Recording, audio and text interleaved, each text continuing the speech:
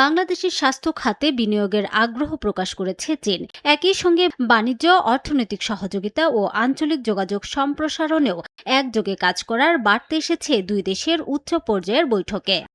চীনের কুনমিংয়ে deputy speaker barrister Kaiser কামালের নেতৃত্বাধীন বাংলাদেশ প্রতিনিধি দলের সঙ্গে বৈঠক করেন ইউনান প্রদেশের শীর্ষ নেতা ওয়াং নিং।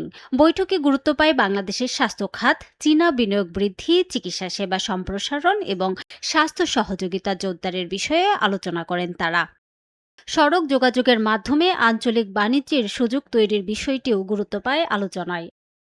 ভবিষ্যতে প্রতিনিধি দলের পারস্পরিক সফর ও যোগাযোগ বাড়ানোর বিষয়ে একমত হয় দুই দেশ। সংশ্লিষ্টরা বলছেন, নীতি নির্ধারণী পর্যায়ে এমন বৈঠক ঢাকা বেইজিং সহযোগিতামূলক দ্বিপাক্ষিক সম্পর্কে নতুন গতি আনবে। রিমু সিদ্দিক, সময় সংবাদ।